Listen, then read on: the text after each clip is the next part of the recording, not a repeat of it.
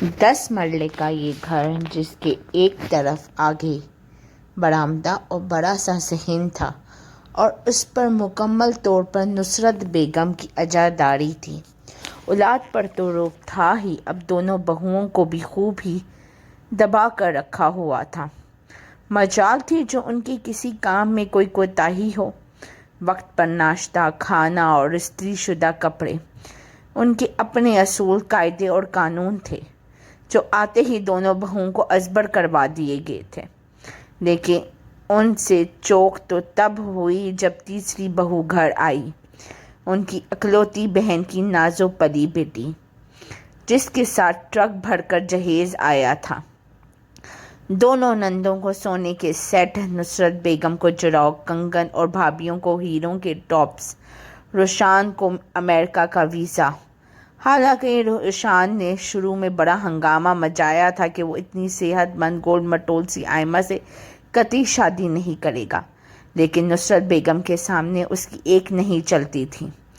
امریکہ میں پلی بڑھی ہے، خالص خوراکیں کھا کر جوان ہوئی ہے، یہاں کی لڑکیوں جیسی مریم نہیں ہے۔ یہ صاف ثانیہ اور بھابھی کی اسمارٹنس پر چوٹ کی گئی تھی۔ ماں وہ مجھ سے 2 انچ لمبی بھی ہے، لیکن نصرت بیگم اس کا ایک بھی اعتراض خاطر میں نہ لائی تھیں۔ اور اب روشان اپنی بیوی کے آگے پیچھے یوں گھوم رہا تھا کہ سب گھر والے حیران تھے، سوچ رہے تھے کہ ختم ہونے کو ہی نہ آ رہے تھے۔ ثانیہ بہن شادی والے گھر کا پھیلاوا سمیٹ کر تنگ آ چکی تھی۔ اس گھر میں تو لگتا ہے بس ایک میں ہی میزبان ہوں، باقی سب مہمان آئے ہوئے ہیں۔ صبح سے کام کر کر کے کمر اکڑ گئی ہے، کبھی یہ تو کبھی وہ، فرمائشوں کی لمبی لسٹ ہر کوئی ماتھے پہ سجا کر گھوم رہا ہے۔ ثانیہ نے بآواز بڑبڑاتے ہوئے شزا کے منہ میں فیڈر ٹھونسا تھا۔ بھابھی ایک کپ چائے بنا دیں۔ ٹک ٹک پہلے دروازہ بجا تھا اور پھر شانی کا چہرہ موا فرمائش نمودار ہوا تھا۔ بڑی بھابھی سے کہہ دو کہ وہ تو دوا کی میڈیسن لینے گئی ہیں، فیور ہو رہا تھا اسے۔ اچھا آ رہی ہوں۔ لبوں پر کئی جملے آتے آتے رک گئے۔ اندر ہی اندر چلتے ہوئے اس نے کچن کا رخ کیا۔ لاؤنج میں ہونس محفل جمع آئی ہوئی تھی۔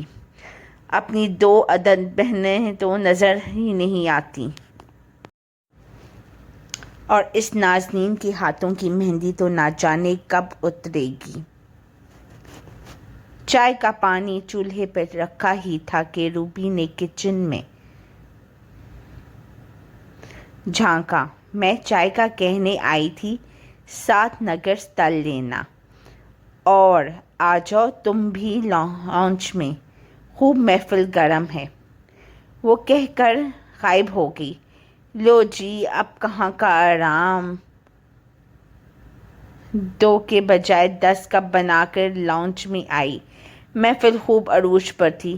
ہنی مون پر جانے کا پروگرام فائنل ہو رہا تھا، اور جب اس نے سنا کہ ناران کاغان جانے کا پروگرام بن رہا ہے، اس کا تو دماغ ہی کھول اٹھا تھا۔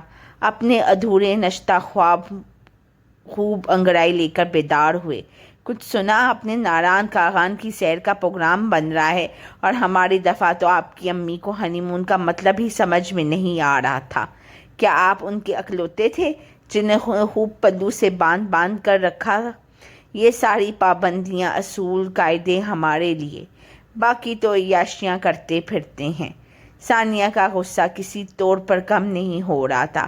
کتنی خواہش تھی اس کی پہاڑوں کی سیر، برف باری کا موسم اور خوبصورت نظاروں کو قریب سے دیکھنے کی، لیکن ساس نے کہہ دیا تھا کہ وہ تو ان علاقوں میں جانے کی اجازت نہیں دیں گی، اور اب بھانجی کو کھلی اجازت تھی۔ امریکن پلس جو تھی، اب بہو جو جینس ٹاپ پہن کر گھومے گی تو ابو کے خاندانی وقار پر کوئی حرف نہیں آ رہا، اور میں جو چوڑی دار پاجامہ پہن لیا تو کہہ دیا ہمارے گھرانوں میں عورتیں ایسا لباس نہیں پہنتی۔ ثانیہ کا ایک ایک ٹانکا ادھر رہا تھا۔ ساری پرانی باتیں یاد آ رہی تھیں۔ اسے تو شادی کے 1 ہفتے بعد ہی سونے جاگنے کے اوقات، رواج، اصول، قائد دکھا پڑا دیے تھے، اور پھر اسے بھابھی کے نقش قدم پر چلنا تھا، اور بھابھی جو تھیں اللہ میاں کی گائیں۔ مجال ہے جو پریشانی پہ پل بھی آ جاتا۔ یا کسی کام میں پیچھے رہ جائیں۔ سلمہ جیسی بہو تو قسمت والوں کو ملتی ہے۔ اس کی وجہ یہ تھی کہ روحی کی شادی بھابھی کے بھائی سے ہوئی تھی، تو وہ ایک دوسرے کا بھرم سنبھالے بیٹھی تھیں۔ شادی کے ابتدائی دنوں میں وہ بڑی خوش ہوتی تھیں کہ چلو ڈائننگ ٹیبل پر کھانا لگتا ہے، 2-3 ڈشیں بنتی ہیں، میٹھے میں بھی ضرور ایک ڈش ہوتی ہے۔ اور بعد میں جب یہ مشقت طلب کام خود کرنا پڑا تو اسے جی بھر کر کوفت ہوئی۔ وہ تو سمجھ رہی تھی کہ ابھی گھر میں مہمان وغیرہ موجود ہیں، یا پھر وہ نئی دلہن ہے تو شاید اس کے اعزاز میں یہ سب اہتمام کیا جاتا ہے، لیکن کھانے کی میز پر 2 افراد کیوں نہ ہوں، ڈش میں چاول، ڈونگوں میں سالن، سیلیڈ، رائتا اور میٹھے کا ڈونگا، کٹوریاں الگ، اتنے برتن دیکھ کر جو ابال اٹھتے وہ الگ کہانی تھی۔ نصرت بیگم کو 7 بجے صبح ناشتہ چاہیے اور یہ ذمہ داری اس کی تھی۔ اس کی وجہ سے صبح دیر تک سونے کی عیاشی ختم۔ پھر بڑی نند نے پوچھ لیا، سلائی آتی ہے؟ اس نے جھٹ نفی میں سر ہلا دیا کہ تو بیل مجھے مار والا معاملہ تھا، لیکن روحی تو کہہ رہی تھی تم نے کورس کر رکھا ہے، پر بعد میں پریکٹس نہیں کی تو بھول گئی۔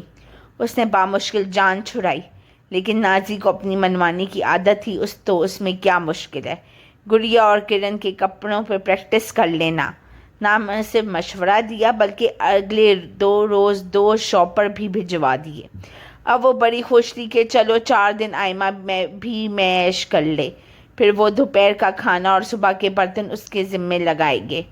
مگر وہ تو اماں کی بھانجی تھی نا، وہ بھی امریکن پلٹ، ہنی مون سے واپس آ کر بھی اس کے ہاتھوں کی مہندی نہ کھلی، نہ اس سے میٹھا چٹوائی کی رسم ہوئی، اور نہ اس نے کسی کام کو ہاتھ لگایا، اور نہ ہی اس پر کوئی ذمہ داری ڈالی گئی۔ ساس نے مہمان کہہ کر اس کا بھرم بنائے رکھا۔ دونوں بہنیں اپنے سسرال سدھاریں تو کچھ روٹین سیٹ ہوئی تھی۔ اب سارا دن گھر کے کام وہ اور بھابھی مل کے نپٹاتی تھیں، لیکن اس نے ساس کو ہمیشہ بھی بھابھی کی طرفدار دیکھا تھا۔ ہر آئے گئے کے سامنے ان کی تعریفوں کے پل ہوتے۔ خاندان میں کوئی تقریب ہو یا شادی، ہر جگہ بھابھی کو ساتھ لے کر جاتی۔ بھابھی کے بچوں کے کپڑے برانڈ اور بوتیک سے لیے جاتے اور اسے عام سے بازار سے لا کر دے دیتی کہ بھابھی کا میاں یونان میں سیٹ تھا اور وہ زیادہ کماتا تھا۔ جب سے روشان امریکہ گیا تھا گھر میں سب کے خرچے لگا دیے گئے تھے۔ گھر میں تینوں بھائیوں نے دینے ہیں۔ اب ساس کی ناانصافیاں کھلنے کی تھیں۔ شایان سب دیکھ رہا تھا، مگر کیا کرتا، وہ یونان سے ڈپورٹ ہو کر آ چکا تھا۔ یہاں کوئی ڈھنگ کی نوکری نہیں مل رہی تھی۔ اس نے شانی سے بات کی تو اس نے اپنے رونے شروع کر دیے، اور پھر ادھر ادھر کی باتوں کے بعد یقین دلایا کہ وہ سیٹ ہوتے ہی اسے بلائے گا، لیکن لگتا تھا اس کے اگلے 10 سال بھی سیٹ ہونے کا کوئی امکان نہیں، کیونکہ وہ خود ابھی اپنے سسر کے زیر کفالت تھا۔ شایان نے ایک دوست سے پیسوں کا بندوبست کیا، کچھ ثانیہ کے گھر والوں نے ارینج کروا دیا اور دبئی چلا گیا۔ بھائیوں اور ماں سے اس کا دل بہت بدظن ہوا۔ یونان سے 7 سال اس نے کما کر جو بھیجا تھا، نصرت بیگم نے دونوں لڑکیوں کو ٹرک بھر کر جہیز دے دیا تھا، اور پھر اپنے جوڑے، زیور اور کھانے پینے کی عیاشیوں میں اڑا دیا۔ شایان نے سوچ لیا تھا کہ اب وہ گھر پیسے نہیں بھجوائے گا، اور جب اس نے گھر پیسے نہیں بھجوائے تو اب ایک نیا محاذ کھل گیا تھا۔ کام والی جانیں خود چھوڑ گئی تھی یا نصرت بیگم نے ہی آنے سے منع کر دیا تھا۔ آئمہ کے گھر آنے والی پہلی خوشی سے سارا گھر خوش تھا، جیسے اسے گھر میں پہلا بچہ آنے والا ہو۔ اس کو تو ساس نے ہتھیلی کا چھالا بنا رکھا تھا۔ ہر کام کے لیے اب اسے ہی آواز لگتی تھی۔ جب بھی کام کا ٹائم ہوتا بھابھی اپنا پھیلاوا کر کے بیٹھ جاتی تھیں، کبھی الماری سیٹ کرنے لگ جاتی یا بچوں کو پڑھانے بیٹھ جاتی یا محلے کے دورے پر نکل جاتی۔ ابھی شام کے برتن دھو کر وہ کمرے میں جانے کا سوچ ہی رہی تھی جب آئمہ کی آمد ہوئی۔ بھابھی مجھے مینگو ملک شیک بنا دو، کھانا تو مجھ سے ویسے ہی نہیں کھایا جا رہا ہے، عجیب سی طبیعت ہو رہی ہے۔ फ्रिज में मैंगो और दूध मौजूद हैं और ब्लेंडर वहाँ रखा है। वो ये कहकर किचन से निकल आई थी। गुस्से से उसका मुंह सुर्ख हो रहा था। चलो, सास के इजाफी काम तो वो कर देती थी, अब क्या हर किसी के नौकर बन जाए? वो भी घर की बहू है, उसको भी अपनी जिम्मेदारियों का ख्याल रख करना चाहिए था। पर कौन सी जिम्मेदारी? नुसरत बेगम ने तो उस पर कोई जिम्मेदारी डाली ही नहीं थी। तो क्या वो इतनी बेवकूफ़ थी? उसे खुद ये हैरत हुई और अगले ही लम्हे उसने फैसला कर लिया कि उसे अपने हक के लिए उंगली टेढ़ी करनी पड़ेगी। फिर अगले रोज़ वो भी आराम से देर तक सोई थी। उठकर किचन में झांका, घर के सब अफराद नाश्ता कर चुके थे सिवाय आयमा के, कि वो शायद उसके उठने का इंतज़ार कर रही थी। लेकिन उसने भी अपना और शिजा का नाश्ता बनाया और लेके कमरे में चली आई। ये बर्तनों के ढेर को नज़रअंदाज करते हुए उसने मखस अपने बर्तन धोए थे। फिर तो गोया ये सिलसिला ही चल निकला था। एक एक करके उसने सारे कामों से हाथ ही खींच लिया। घर में कोई भी ना बोला, इसलिए कि जब मासी निकाली है नुसरत बेगम ने, तो फिर सब अपना अपना काम खुद करे। सानिया के दिन भी फिरने वाले थे, क्योंकि उसके शोहर ने दुबई में कदम जमाने के बाद अपनी फैमिली को दुबई बुलाने का फैसला कर लिया था। नुसरत बेगम ने खूब वलवला मचाया, पर उनकी एक ना चली। आयमा की ज़िंदगी के भी सुनहरे दिन अब नुसरत बेगम को बोझ लगने लगे थे। बड़ी भाभी अपनी मूड की थी। सानिया के जाते ही उन्होंने भी अपना किचन अलग कर लिया। यूं घर की सारी जिम्मेदारी अब नुसरत बेगम के सर आ गई। आयमा कोई कम काम ना करती थी और ना ही उसको आदत थी। घर हर वक्त गंदा रहने लगा। नंदों को भी प्रोटोकॉल मिलना बंद हो गया। आखिर उनकी खिदमत अब कौन करता? सानिया तो थी नहीं। यूं जहां सानिया की ज़िंदगी में दुबई आकर सुकून आया, वहीं नुसरत बेगम उलझ गईं। अब उनको रह रह कर सानिया की कदर आ रही थी कि उन्होंने सानिया की परवाह ना की। सानिया के शौहर ने ही अपनी बहनों की भी शादी की, लेकिन सानिया ने आज तक न जतलाया। बेटा बेरोजगार हो गया तो नुसरत बेगम ने तो आंखें माथे पर ही रख ली थी।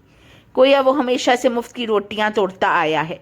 सानिया की कदर नुसरत बेगम को बहुत देर से आई। सानिया ने गुड़िया और किरण को स्कूल डाला और ख़ुद भी टीचिंग करने लगी।